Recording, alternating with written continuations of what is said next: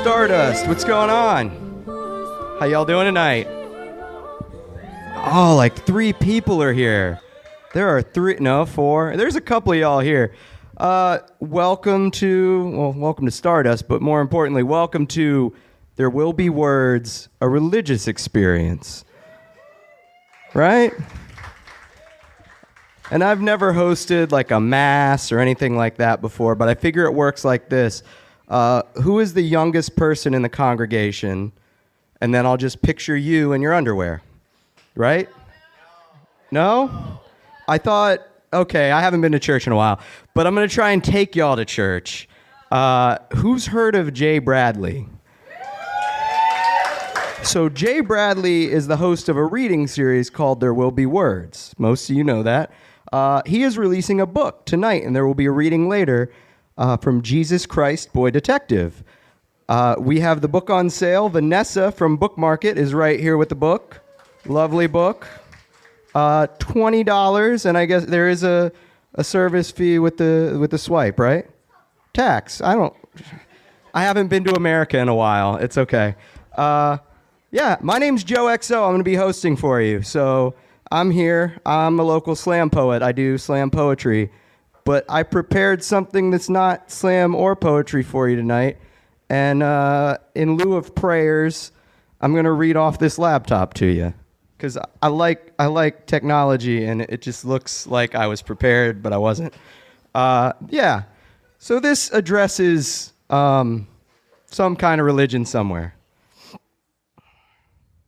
He thumbed through Pokeballs like he was strumming along to the Rolling Stones. The glint of the power gem shining up worthlessly from the knuckle of his thumb. He almost had enough oddish candies to evolve to gloom. Thanos sat in his living room, trying to remember the last time he'd used this particular chair. He remembered buying it to tie the room together, but never sitting here. It was, in fact, the most uncomfortable chair he owned. For today, this was where he sat, trying to catch an oddish and get one step closer to completing his Pokédex. Sprawled out on the table next to him was the literature he'd intended to read before being hopelessly engulfed into the augmented reality of Pokemon Go. The escapism of capturing digital monsters helped. It reminded him of the time he had completed the gauntlet, turning Thor to glass, shattering Captain America's shield, destroying eternity, and becoming the embodiment of the universe's reality. Empty victories now. Lady Death hadn't returned his texts for weeks, and he'd grown impatient, desperate even for her attention. Wasting his last Pokeball on a low-level Magikarp, Thanos closed the app. He turned to the brochures from his meeting earlier. "So you've joined the Church of Euthanasia," he read. He really thought death would have come faster. This church seemed like it meant well. Save the world, kill yourself. A novel approach, he thought. But when he joined the church, he didn't think there'd be so much reading involved. There was only one commandment, thou shalt not procreate, which, given his current predicament with Lady Death, seemed easy enough. The 4 pillars were self-explanatory: sodomy, cannibalism, abortion, and suicide. So why was he still sitting here catching Pidgeys and Rattatas? And when he had to reopen the app, when did he reopen the app? When did he purchase more Pokeballs? He had just been reading an essay on the benefits of the World Trade Center collapsing, and now another Pidgey. At this rate, he'd never catch them all. He longed to be the very best, like no one ever was. But sometimes he'd think of Lady Death and wish he was dead too. He'd found himself between the rock and the hard place. It haunted him. The struggle to end his life in a gambit to win over his only love, or to endure the suffering of the heart to complete his collectathon gaming addiction. To be or not to be, but knowing he was damned either way. Needing a distraction, he decided to watch some TV and get his mind off of it all. Surely whatever was happening in the world would ease his pain. The television snapped on, and in horror, Thanos began to weep. And there it was, coverage of the 2016 American presidential race. Thank you. Yeah, I don't know. Thanos joins the Church of Euthanasia. If you hated that, everything else is just going to get better. So, all right. So I've got 4 people speaking tonight. In the vein of There Will Be Words, they don't know what order they're going up in, but I think I can tell them now. Is now a good time? Now's a good time. So tonight we have ending with a reading from the book that's being released, Jesus Christ, a Boy Detective. We will have 4 speakers, and they are going to perform in this order, which they're going to find out right now. We've got Whitney Hamrick. We've got Teege Braune. Brianne Manning. And Jared Silvia. Testify. We're going to get to church by the end of this. I mean, it's going to be a thing. So, real quick, I'm going to give you a little info on the people as I bring them up. But right now, we'll bring up our first performer, 2-time winner of the best of There Will Be Words, Whitney Hamrick, everybody. This is called Sunday. Jesus died for our sins. Why? He wanted to save us from ourselves. How? By example, I have to die? No.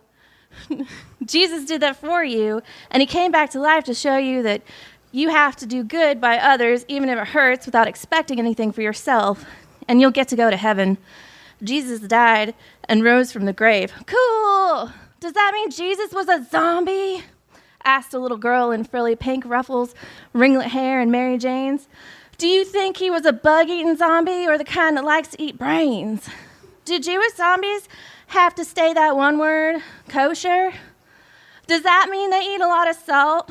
My grandpa can't do that, which is good, because that means he won't come back when he dies. He said he's real tired of grandma anyway. Jesus was Jewish, the Bible said. Does that mean Jesus wasn't a Christian? Why are we even here then? I wish it was Saturday. Can we watch Ninja Turtles? It was Palm Sunday. The little girl was from the type of family that only really made a fuss about religion on major holidays, which had the unfortunate side effect of distilling unchristian-like thoughts on the poor, taxed nerves of a small-town church's Sunday school 2 volunteer teachers. Indulge her, said one to the other. Her parents are getting divorced soon. As her temple danced normally genteel psalms, the other one said to the one, well, hopefully she'll go with the absent father figure and leave us in peace come Christmas.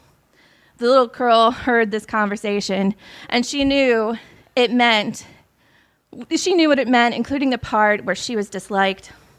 She also knew that a father who didn't enjoy church didn't make an absent father figure, and chose to bury the rudeness with her high-pitched, loud energy burst of post-sugary breakfast high. No, Robert, she squealed shrilly. You have to make him greener, or else Jesus won't give you his zombie brain powers to help you find the good plastic eggs. No, make his mouth bloodier. That's not true, said the incredibly stupid Robert. You're supposed to close your eyes and get real quiet so God knows you're serious about candy. And that's how you find the best eggs. All right. What are you two arguing about, said the less hateful teacher. Today is a holy day, and we have to get along, or neither of you are going to hunt for Easter eggs. Both children were perplexed by the concept of holy. One remembered the PBS say holes in the universe and space and time were probably really bad, and the dumb one thought exclusively of his dislike of Swiss cheese. The two went back to coloring. The little girl reduced the cerulean blue crayon to a stub as she felt the deep tone nicely offset the green yellow with the jungle green highlights of Jesus' sunken cheekbone contour. She sharpened the black crayon to a Street Fighter jab in order to make the precision strokes necessary to reduce the Savior's nose to oblong cranial holes. His crown of thorns dug deep tracks along his rotten forehead. and on his legs and arms and chest were long tears exposing the bone beneath. The weight of the heavy cross only increased his hunched-over quest for rubber sponge thinkers. The mean Sunday school teacher made a mental note of showing the girl's mother, who was sure to yell at her out of the appropriate amount of humiliation. The mother would, of course, compelled by mortified posturing, and yet the little girl, unaware of her fate, colored on, adding a bushy little bunny to the bottom right. The zombie Jesus and his furry best friend, the Easter Bunny, set out on their divine mission to decimate the Roman Empire and eat little no-crust sandwich triangles with the Pope later. The last mean teacher said in a placating voice, "You know, Jesus wasn't the first one to come back to life." "You mean Jesus copied somebody else? I'd get fussed at if I cheated on a test," squealed the little girl. "No," the rude teacher said. "The first was Lazarus. Lazarus, God probably wanted to test it first. Did the Romans bully that guy too? Bullying is bad." God said, "God sounds like a real bad dad," said the little girl. "Whitney," said the last mean teacher, hoping to quell the unfortunate ire of the other adult in the room. "Are you done with your Jesus?" "Yeah, I'm finished," shouted the aptly named Whitney. "Would you like to help me dress the palm fronds for service?" she asked, in the mastered art of a Southern woman pretending to be fond of a less desirable being.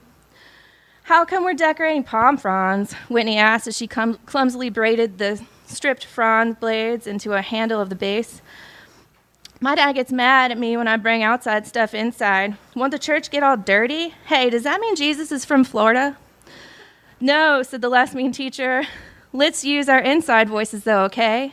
To Whitney, this was code for loud whispering. "Hey, teacher, can we visit with puppies next Sunday and dress them up like lions so we can sing Daniel in the Lion's Den? It's my favorite." "It's a good idea," said the teacher, "but we don't have puppies available." "You're right," said Whitney. "They'd have to be golden retrievers anyway." If you really want to feel like you're at church, please kneel now for our next reader. No? Okay. This guy's got a flash piece in the current issue of Decomp. He is currently editing a horror fiction series for the Borough Press Review. And he wants to let y'all know there is 1 week left to submit to that. So if you're kneeling now, I'm going to bring up to the stage Teege Braune. So this piece is from a larger hypothetical piece that's called the Heretic's Bible. And I think that should be somewhat self-explanatory. And it's the stories of the Bible written in the margins of what we think of as the Bible. And this is from Genesis book 3.5. And it's called Man and Woman in the Wasteland. Adam and Eve, expelled from the garden, marched into the darkening world. They marched in pain, for their feet were unused to the jagged ground, having spent their lives running through fields of soft grass and beds of green moss. The sun beat down upon their intemperate bodies, drying their throats and scorching their skin. Gone were the shady groves enclosed in lush canopies of thick leaves and icy clear streams in which they played and refreshed themselves. Muddy pools and the desert shrubs were paltry substitutes. Their bellies ached as their last meal had been one measly bite of that bastard fruit, acrid and bitter, which looked so sweet hanging from the tree. They had been given one law, and the price for breaking it was everything. Comfort, joy, and finally, even their lives. But they did not understand consequence, couldn't possibly have been expected to understand consequence when their lives heretofore had been a banquet of luxuries laid out before them.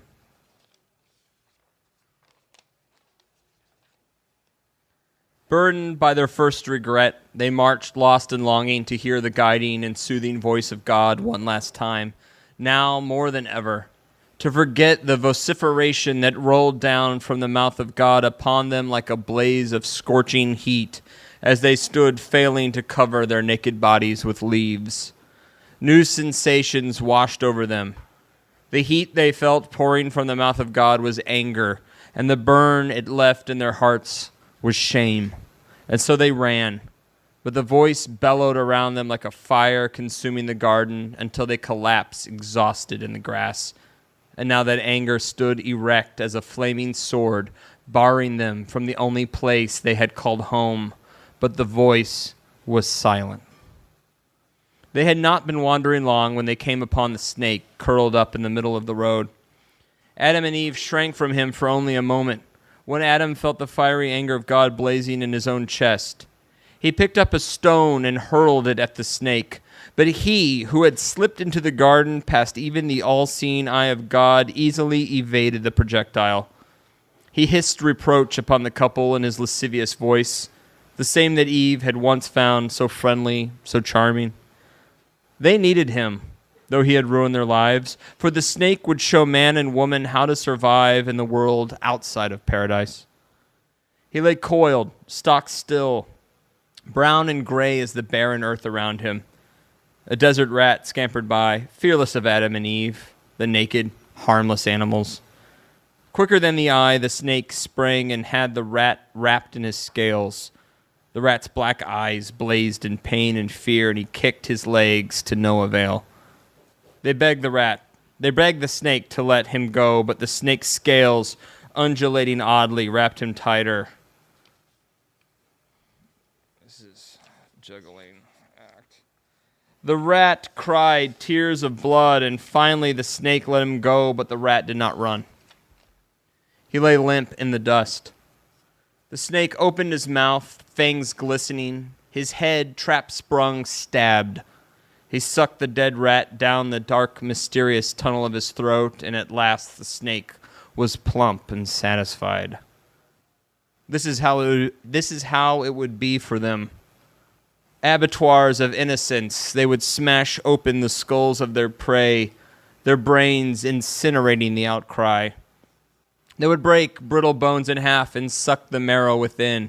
Their victims would bleed the same red blood that Adam and Eve saw with horror leaking from the cracks in their feet, oozing from their swollen blisters, and they would lick every last drop from the dirty ground, hoard each hideous morsel because their bellies called out for it. The day they were expelled from paradise, they walked only a few miles. They had yet to develop the endurance that necessity would eventually give them, and though its vision constantly prodded their wounds, they couldn't bear to let the garden out of their sight. The garden that they now realized was so small compared to the vastness of the barren world around them, and their days within it had been so repetitive compared to the multiplicity of wonders, both hideous and beautiful, that would baffle them. And so they lay on the hard earth without bed or shelter because they had never needed them before and couldn't yet imagine creating something by themselves. The flaming sword on the distant horizon lit up the dusky sky, and they wondered how the day could be so hot and the night so cold. Adam wept openly, like the baby he never was, already a man when the divine breath blew life into him. He longed for death, a concept he knew only as the cessation of his pain. I hope I didn't need that page. He did not expect to live long outside his fecund garden. If he had known how many centuries he would survive, despair would have overcome him completely. He wailed and cursed his wife, who had brought all this misery into his life. She no longer meant anything to him. And in the morning he would walk in one direction and she the other. They would circle the garden for the rest of their lives, and when they passed each other, look through each other like strangers. Never again would he acknowledge her with so much as a nod. He preferred to be completely alone and sacrifice his last companion than be a friend to the one who had betrayed him. The sight of her was a constant reminder that his happiness had been crushed. The world around him, the hard, sharp world, was his reminder, and her sad face was an insult. Each tear she wept mocked him as though she derided and laughed at his suffering. She did not ask to be forgiven, though she pleaded in her heart for God to take them back into the garden. Now she knew. Wasn't that enough that they understood? The fruit tasted bad. It was the first thing she'd ever tasted that stung her tongue and burdened her throat. She realized what it meant for a thing to be forbidden. But how could she have known unless she had tried? Couldn't God have forbidden something else, something not so forbidden? Let them taste pain so they knew they did not want it, without raining it down on them and burying them in it forever. She begged God for absolution, all the while closing a door in her heart that would never be reopened, that not even God, especially not God, could open again. But she did not ask her husband to forgive her. She suffered the anger, hatred, and scorn that he lashed at her, cherishing what she knew she deserved for ruining the life of the one she loved, her only companion, the one she loved even now as he cursed her and wept, humiliating himself. So clearly inept at surviving in the world. Already she was dreaming up tools, shelter, clothing, the things that would keep them alive in a place that wanted them dead, or if not wished it, cared so little about their fragile bodies that were their toys in the garden. Already she was dreaming up invention because she intended to survive no matter how much suffering the world blew at her, no matter how broken or weathered or wrinkled her body became, because she had defied God once. And as long as she had any strength left at all, she would defy God again when he decreed her death. But Adam, her husband, this wailing puddle beside her, he would not help her in this struggle. He who had turned his love for her inside out, he was ready to die tonight. If God said die, he wanted to do so as soon as possible. She would have to decide if he would live, and if so, carry him with her own strength. She had developed a will in an instant. Maybe that capacity allowed her to disobey God in the first place and taste the fruit. If so, so be it. But this fortitude was her only resource out here in the wasteland, since her husband was useless to her. Seeing him already broken, she could no longer remember why she had found him beautiful.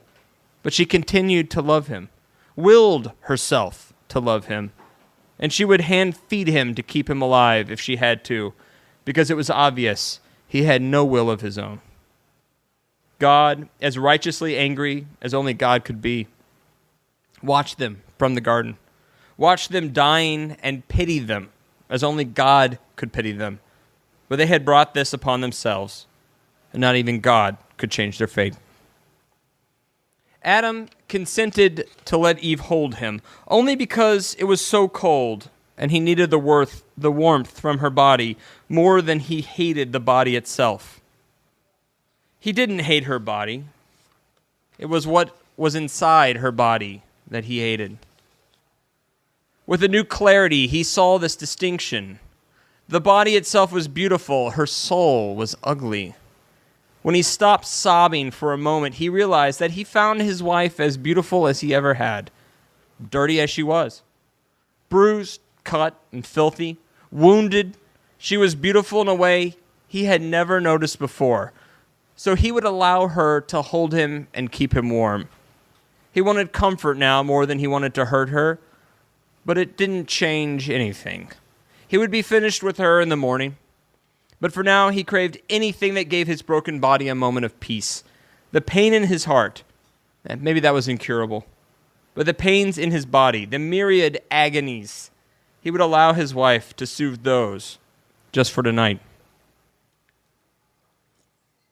He felt his wife's naked body against his. They had spent their lives naked together, but her body had never entranced him before. He found her beautiful in the garden, perhaps the most beautiful thing in a world of splendor, but no more than a bright center of a life that was filled with delight. Here in the wasteland, she was the only beautiful thing. While she reinforced its execrability, she became more beautiful all the while. He would have to leave her in the morning. It changed nothing, but tonight he would appreciate her beauty, the last he would know in his life. He felt his wife's breast against him. Had he ever noticed her breast before? In their garden, had he ever noticed that her breast, pushed up against his bare chest, stirred an ambiguous sensation within, painful somehow, and yet he craved more of it? Her legs wrapped around him, her lips so close to his face, brushing his ear. He wanted to taste her lips. He had never tasted her lips before. Why would he taste her lips when the sweetest fruits were forever at his disposal? Could he taste her sin in her mouth, the lingering flavor of that bitter fruit clinging to her tongue? He wanted her closer to him. He pulled her closer. He tasted her lips. He wanted her closer to him still. He wanted to devour her and climb inside of her at the same time. She did not shrink from this aggression. She embraced him, returned his violence. She cried out, but not in pain. And he cried out, and they were united again, whole again, one entity united by sin, panting, groaning, naked and in love in the freezing desert. God watched Adam and Eve fuck in the wasteland. He heard their moans. He saw the way their bodies enveloped each other, the way they licked the sweat from each other, tasted each other's skin, gripped flesh and muscle and matted hair as they drove into each other. They rolled in the dirt, climbed on top of each other, wrestled in some competition of pleasure and lust and love that God could not possibly understand. If they had made love in the garden, God couldn't remember. They did so like they did everything else, with delight, a simple joy that anointed every activity so that nothing stood out among the rest. Nothing was special, nothing erotic. They made love in the garden. They did so without tension, without this ferocity, without passion. God had not expected this, their lust. This was man and woman's first creation, the first of many they would spring into the world, using the world itself, mixing and carving God's own creation in ways he had never imagined or intended, using the world itself and their own two bodies. God had the garden and above it all of heaven. They were worthless without man and woman in them. This creation that he had emanated into existence from nothing, this matter that came from nothing but God's own desire for it to exist, God could say no better than Adam and Eve why he had created it. What allowed them to defy him, to break the one law given to them, was precisely what God had loved about them. Their refusal to be merely extensions of God's will. They did not need him. God was alone and overwhelmed by his own loneliness. God wept and fell to his knees. Adam and Eve lay entwined on the hard desert ground like the vines that used to grow up the tall trees of paradise, a lover's knot, twisted around each other so that their bodies looked like some impossibly limbed creature. They were cold, hungry, sore, exhausted above all else, and fast asleep. They dreamed of the life they had lost and the one they would conceive. In the morning, their pain and misery would blossom all over again and would every morning for the rest of their lives like a morbid flower. But they would have each other, and together they would dive headfirst into that ocean of suffering because they had nowhere else to go. At night, they would make love, and for a few moments, their bodies against each other would be all that mattered, and that made all the rest of it worth enduring. The first night, they dreamed of the life that was already fluttering inside Eve's belly, their child who would crawl screaming into this world, their son, who they would name Cain. Thank you. This person, her poetry has appeared in or is forthcoming in Blue Monday Review, the Galway Review, Yellow Chair Review, Crab Fat Magazine, After Happy Hour Review, Change 7, and elsewhere. This person is Brianne Manning, and I'd like you to welcome to the stage right now. Hi, everyone. Thank you for coming out tonight to celebrate Jay's book release. That's very exciting.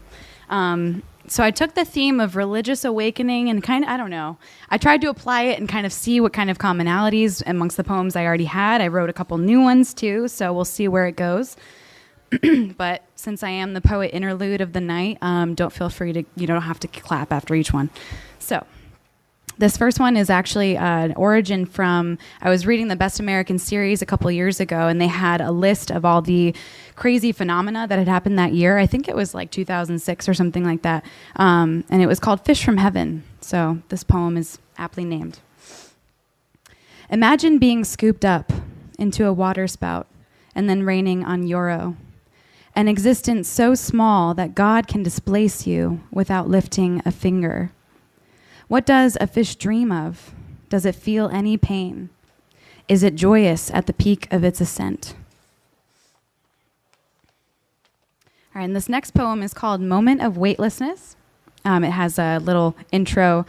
I don't want to know what time it is. I don't want to know what day it is or where I am. None of that matters. And that was said by Christopher McCandless. I'm sure most of you know Into the Wild. I was born wandering into fields, forests, nameless crowds, and the moment of weightlessness before a swing starts his pendulum plunge. Imagining death and the end of the world, I woke screaming each night. Pastor came for dinner, spoke, tried to console. He died soon thereafter, thrown aside by the congregation like a bumbling pariah, plagued by intangible loss. I cannot remember what he might have said. As I drew first breaths, a young American drifter drew his last, through pained lungs and decay after weeks of fatigue, hunger, Alaskan poison. They identified him weeks later, but it only took hours to identify me, my appearance offering a name like an utterance of good faith. We have supplied, we have done our part, and now we wait. All right, and this next poem, I've kind of renamed it to This Wilderness, but it was formerly, I think it's actually being published as Little Big Econ, and it was from a terrible day that me and my fiance took hiking with our dog.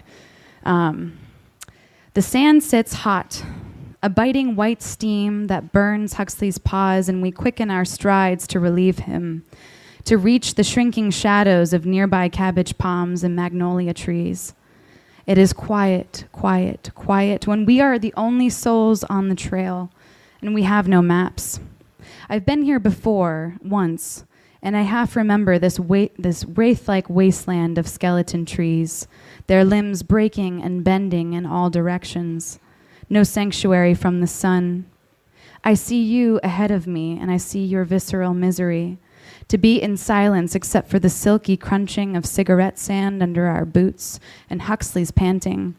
You reach this lime green, white steam tropic desert, nothing like the lush canopies of limestone caves of Oxford.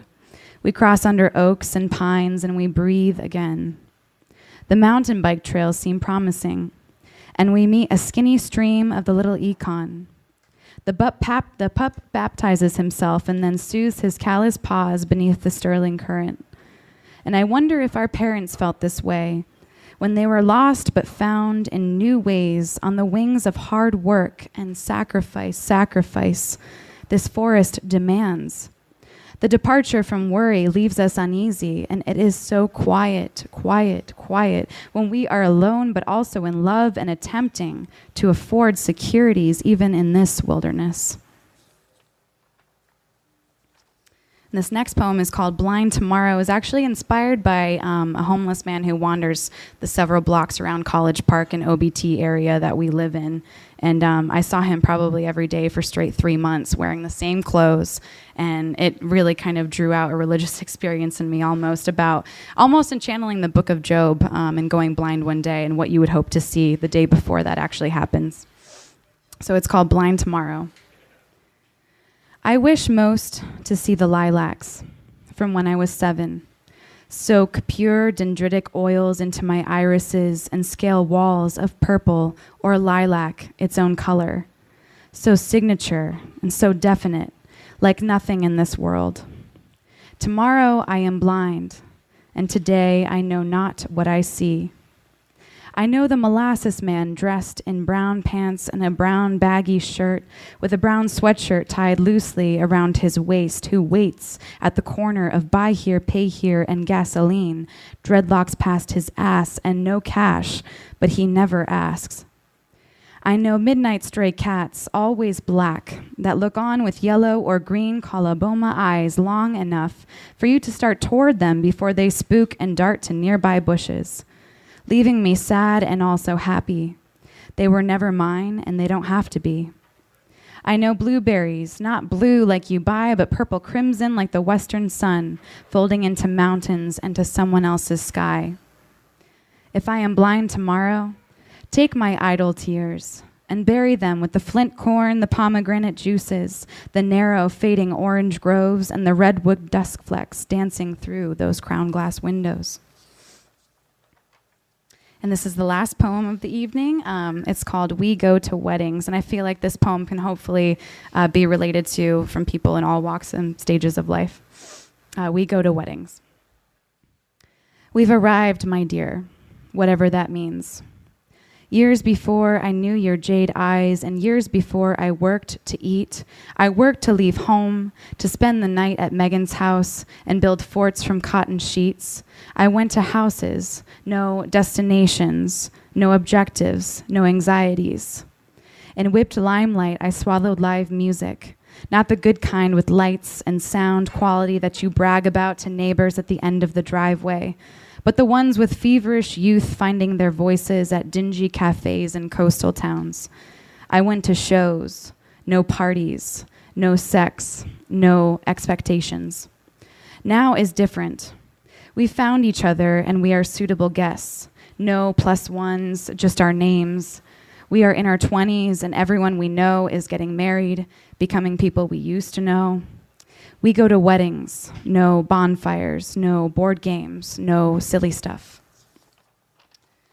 In black suit and black dress, we'll follow processions and say little to one another in the bitter chill of our car. I'd much rather say we're battling dehydration from all those divorce parties, but we're each silently counting to 3. Name, name, and pet's name, oh my. We'll go to funerals, no jazz marches, no pyre flames, and no rain dances. Thank you guys so much. So, without further ado, I want to let you know this guy's the host of Functionally Literate, and Functionally Literate is bringing Lauren Groff to Orlando on October 8th. That's exciting. So keep applauding for Jared Silvia making his way to the stage. Hello. Amen and blessings be upon all of you. I know what you're thinking. Isn't Jared Jewish? In fact, I was raised in a very conservative evangelical home/church/community, and that was my thing. I was super involved in all that, including playing in the youth group band and all of those sorts of things. I was thinking earlier if any of the people I influenced to become Christians themselves are still Christians today. I don't know. One wonders. So let's think. Where's my water? Oh my God. It's a miracle.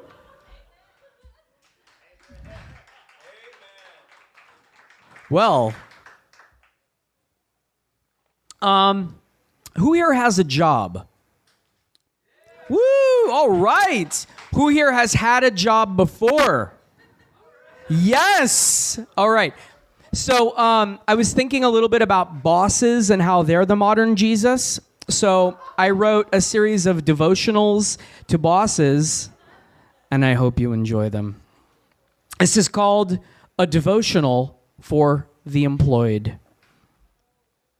Dear boss, today I felt my mind wandering while I was in the heat of work, in the passion of work, in the glory of work, in the bliss of work.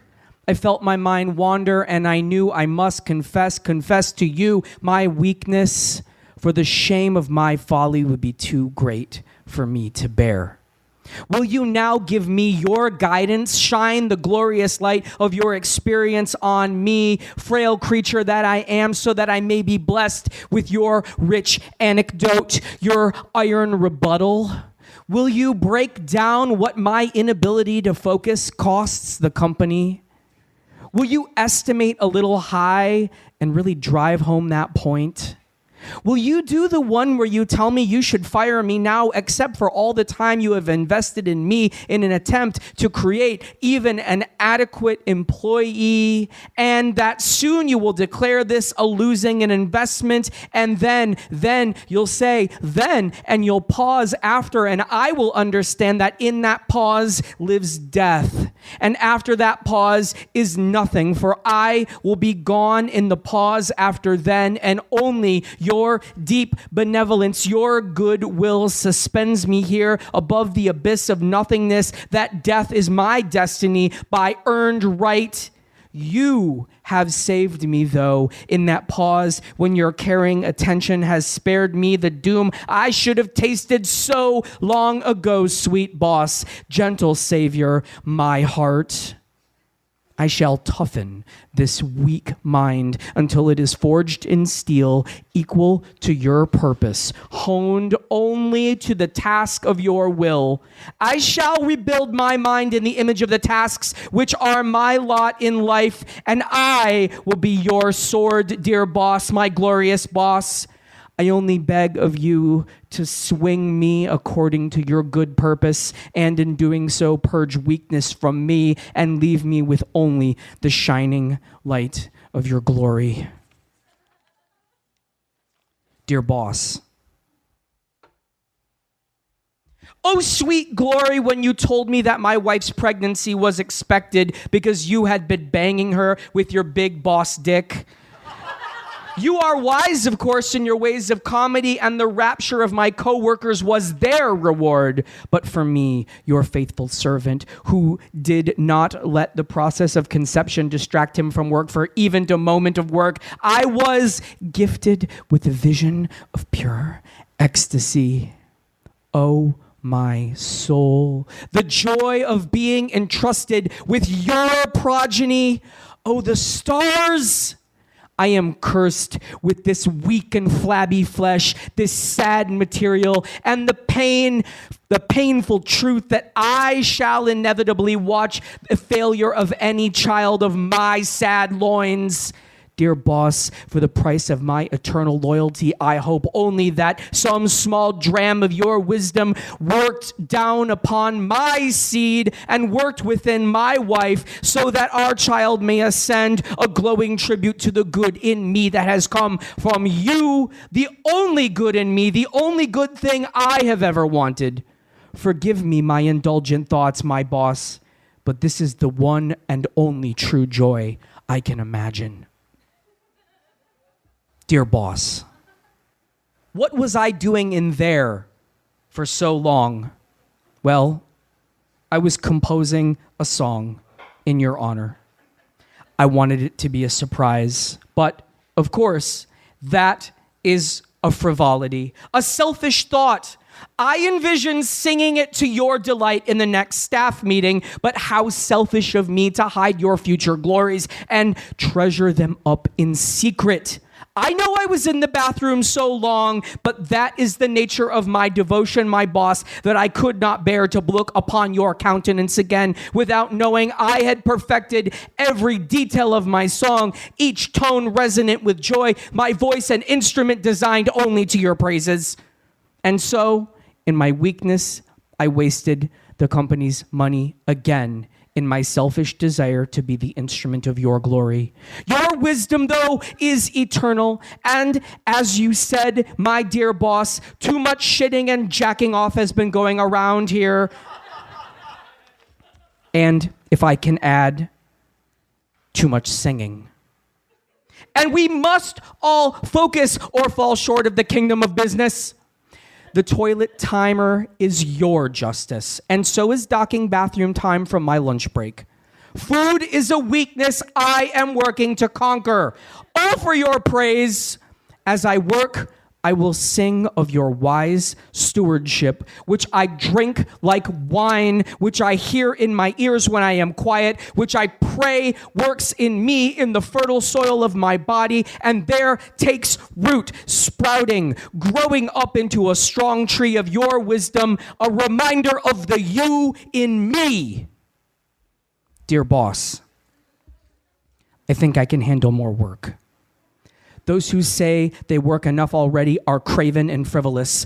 My back will grow stronger for the burden you place upon it, and my mind will grow firm and resolute, filled with the glorious purpose you have designed, our great mission.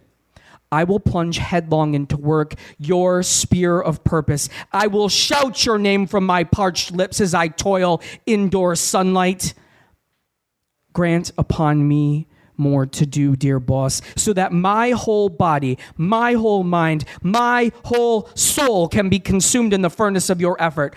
Oh, for my body to disappear in the river of you, to sink to the bottom of you, to be born anew of you, to embody your wisdom, your business acumen, your ferocity of spirit. Dear boss, when I am reborn, purge from me all weakness and weak thoughts. Eradicate in me doubt and lust and impurity of spirit that swerves me away from your singular vision. Make me an oxen and drive me toward your kingdom of business, and let us make it manifest together here on this earth. Dear boss, when I die, I will hold you in my mind with all my power, all my will, so that your stern voice will be the final sound in my ears, the last tone through my bell mind as my senses recede. So as each thing I know and love slips away, a cascade of energy leaving behind the particle, a trail of stardust that spells your name, I will carry you with whatever is left of me, then enshrining you in the quantum, emblazoning your name across the protonic links, down the halls of time into the very face of forever. Oh, to have known such an entity as you, my boss. You have made the best of my memories, the finest of my experiences. I only hope I have pleased you in some small way. For the pleasure of having served you on this mortal ride has blessed my every moment. My life was worth the time I spent in your light, and as my body fails to be of use of your service, may my mind stay forever devoted to you and to the things we have done together. May I hold upon my vapor, upon my shade, your name, and may a reflection of your goodness enter with me into the singularity. Thank you. So as I'm adjusting the mic, can we give our host a big round of applause? So thank you. Before I actually do the reading here, I see so many faces I've never seen before, and that's great. Thank you guys so much for coming out for this. I want to thank Book Market for being here to sell books. So hopefully you will enjoy this excerpt. You will hopefully buy a book. You may or may not ask me to sign it. That's fine. You may attempt to pull transubstantiation and decide that it's the body of the hoax, et cetera, as Joe suggested. So I am just going to read the first chapter of this from the novel section. The biggest story is the origin story. It's called the actual part of this book is called The Hand of Fate, and I'm just going to read the first chapter. And again, thank you all very much for coming out. 1. Tom Hightower gripped the wheel of his pearl-colored Range Rover. The rain turned the highway into a shallow, raging river. Mary Hightower peered through the windshield, looking for the exit to her mother's house. Timmy Hightower looked through his pocket notebook.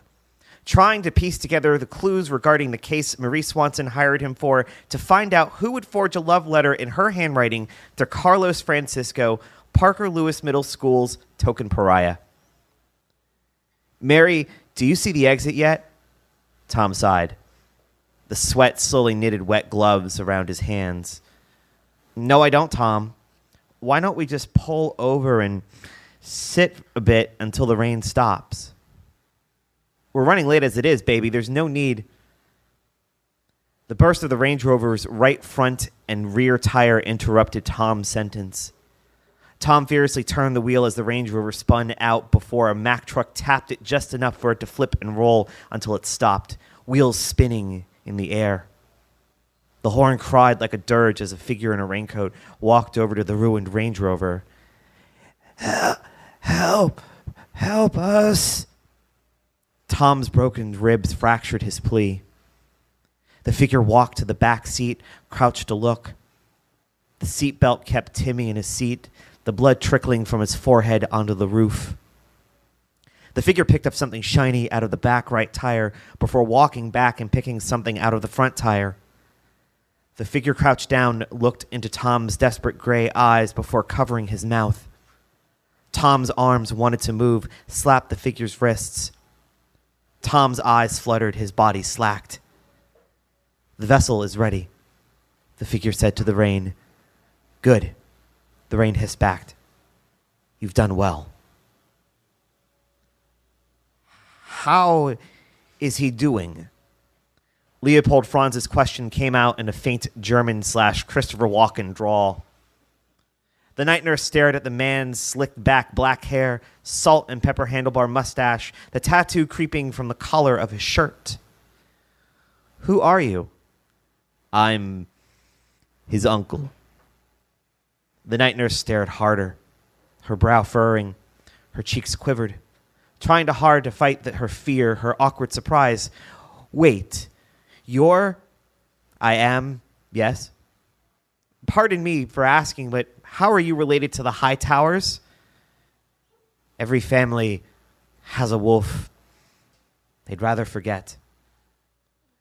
Leopold tackled the night nurse as the lightning bolt came through the window and struck Timmy Hightower. The EKG flattened, moaned. "Are you okay?" Leopold helped the night nurse up. "I am, thank you." The night nurse noticed the monotone of the EKG. She punched a button over Timmy's head. The loudspeakers chimed, "Code blue, code blue, code blue." Doctors, nurses ran past Leopold. "Sir, you'll need to wait in the waiting room.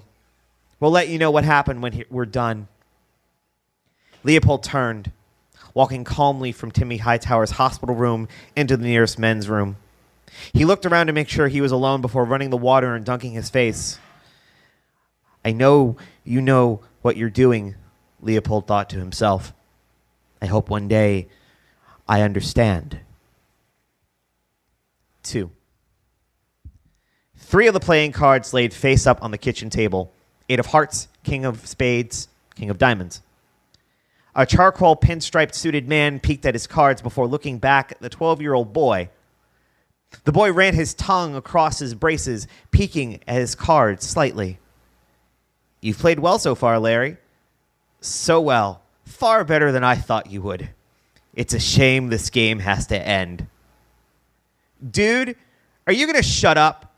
Or are you going to make the turn?" The charcoal pinstripe suited man slipped his hand beneath one of his face-down cards in the middle of the kitchen table, revealing it as a king of hearts. "Well, this is quite interesting. Your move, Larry." Larry's chips glowed brighter as he pushed them all into the rest of the pile. "I'm all in, dude. You got the balls to follow me, or are you going to fold like a pussy?" The charcoal pinstripe suited man's chips glowed just as bright as he pushed all of them into the pile. "It's time to see what the river brings." The 5th card is an ace of spades. Call. Larry revealed an ace of hearts and a 5 of clubs. "Full house, dude. Aces and kings. Think you can beat that?" The charcoal pinstripe suited man revealed a king of spades and a 7 of hearts. Blood trickled out of Larry's mouth. Each drop that touched his skin turned it to stone. What done we? The same thing you just did to your friends. You all knew the stakes going in. The blood poured faster out of Larry's mouth, stone creeping up his body until he was a statue sitting at the head of the family's dining room table. The chips melted into a column of light, shattering the ceiling above. The charcoal pinstripe-suited man collected the cards, placed them in a black tin, then sealed it tight. He didn't look back at the other statues sitting at the table as he left Larry's house. You did well, Nathaniel. The words buzzed in the charcoal pinstripe-suited man's ears as he walked to the faded midnight black Camry parked adjacent to the outside curb of Larry's house. Nathaniel opened the driver's side door of his Camry, settled in the driver's seat before putting in the keys. The local talk radio station played the news about the death of the Hightower family of Timmy Hightower still struggling to wake up from his coma. Nathaniel, start finding players for the next game. This quickly? We need to lay low for a while. Make it happen, Nathaniel. Do you understand? Nathaniel nodded as he turned the ignition, set the camera to D, and drove normally out of Larry's neighborhood. How's the father doing? Not so well. He had to be sedated and taken to the hospital. You wouldn't be doing that well if you found his kid and 4 of his friends. How did they do it, though, Chief? Did each kid slit the other's wrist and then watch each other die? Where's all the blood? All of these are good questions. This is just too damn weird for our detectives to handle. I mean, they'll have to try and figure out what happened. It's their job, but I don't think they'll solve this. I might need some outside help. Outside help like FBI? No. I think I'm staying local on this one. Wait. If you're thinking who I'm thinking, this might be even too weird for him. Besides, he's... I know. I hope he makes it. We need him more than ever. 3. Leopold Franz watched Timmy Hightower's eyes flutter beneath his eyelids before snapping open. You're awake. Thank God. I thought I lost you. Where am I? You're at St. Joseph's. You, your mom, and dad got into a really bad accident on the highway. But my mom's already dead, and my dad is... Leopold placed a finger to Timmy's lips. Good. You're in there. I need you to relax. In a minute or two, the night nurse is going to come in and check on you. You need to act like the boy as best as you can. Why should I trust you? Because he's asked me to make sure I watch over you while you're in this body. I can escape this body. Watch. Timmy Hightower gritted his teeth, clenched his fists, shut his eyes. The EKG beat faster. Timmy opened his eyes and noticed that he was still tethered to his hospital bed. Why isn't this working? Why am I here? What have you done? Timmy asked the ceiling.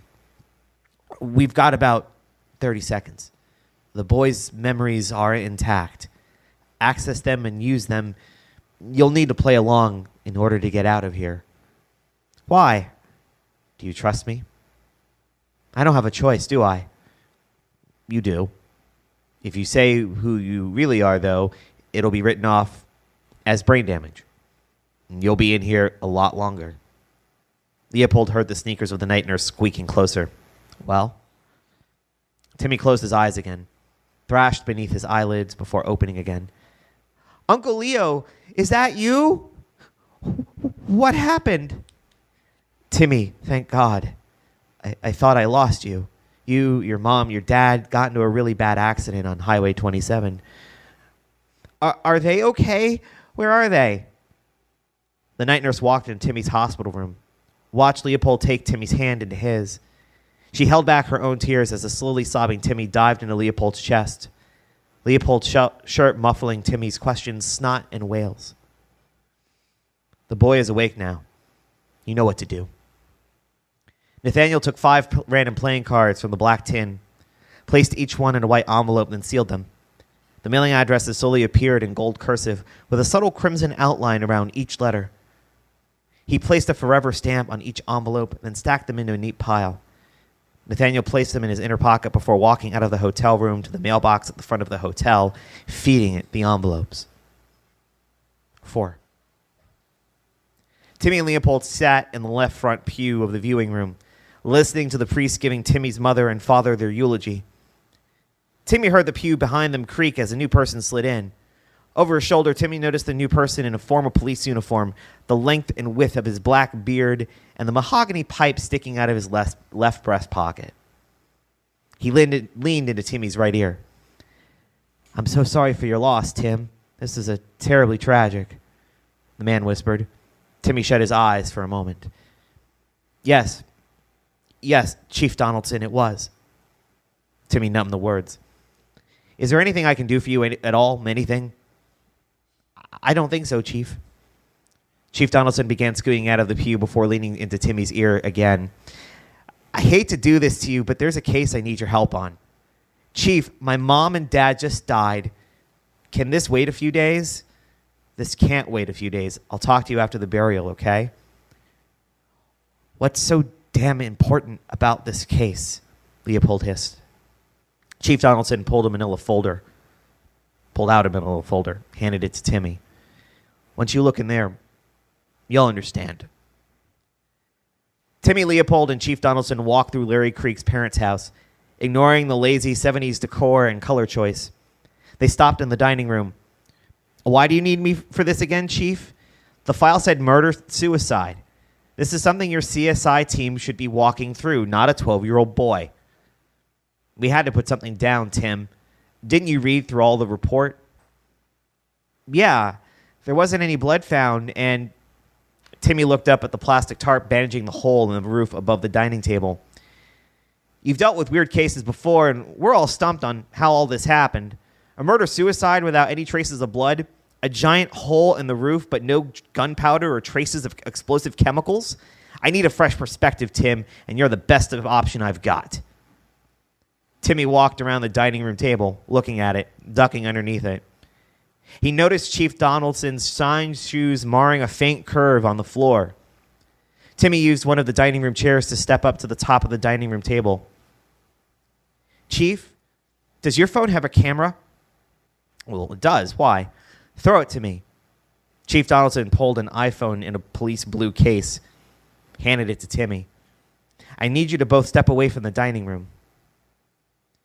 Leopold and Chief Donaldson walked out of the room. Timmy took pictures all around the dining room floor, connecting the curves of the circle in his head. "Is this why you put me here in this body?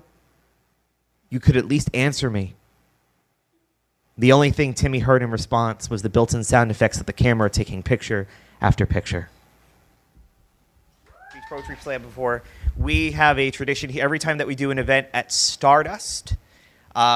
Yes, so this is something that was started at the Slam, and we continue every time that we're here because we do appreciate Stardust very much. So on the count of 3, I would like everyone to say, "We love you, Stardust," okay? All right? 1, 2, 3. Thank you all so much for being here tonight. Please buy drinks. Please hang out. Please buy books. Amen. Amen, dude. Thank you. I was going for this.